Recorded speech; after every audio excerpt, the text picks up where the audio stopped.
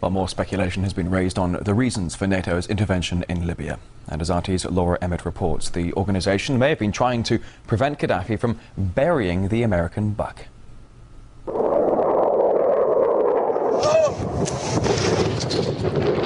According to some, it's about protecting civilians.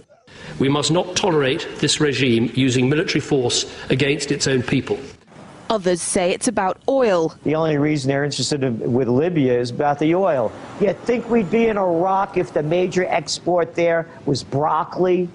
But some are convinced intervention in Libya is all about currency, specifically Gaddafi's plan to introduce the gold dinar, a single African currency made from gold, a true sharing of the wealth. It's one of these things that you have to plan almost in secret, because as soon as you say you're going to change over from the dollar to something else, you're going to be targeted. There were two conferences on this, one in '96 and another one in the year 2000, called the World Mataba Conference, organised by Gaddafi. And everybody was interested.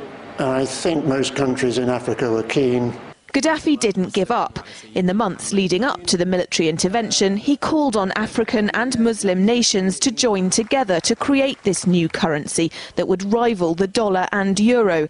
They would sell oil and other resources around the world only for gold dinars. It's an idea that would shift the economic balance of the world. Countries' wealth would depend on how much gold they have, not how many dollars they trade.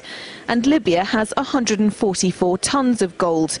The UK has double that, but 10 times the population. If Kadafi had an intent to try to reprice his oil or whatever else the country was selling in the global markets and accept something else as a currency, or maybe launch a gold dinar currency, any move such as that would certainly not be welcomed by the power elite today who are responsible for controlling the world's central banks.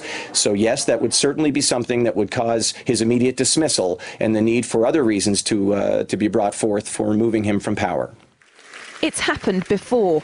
In 2000, Saddam Hussein announced Iraqi oil would be traded in euros, not dollars. Sanctions and an invasion followed. Some say because the Americans were desperate to prevent OPEC from transferring oil trading in all its member countries to the euro. The UK's gold is kept here in a secure vault somewhere in the depths of the Bank of England. As in most developed countries, there's not enough to go around. But that's not the case in places like Libya and many of the Gulf states.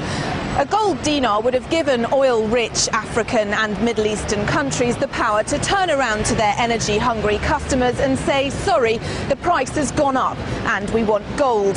Some say the US and its NATO allies literally couldn't afford to let that happen. Laura Emmett, RT, London.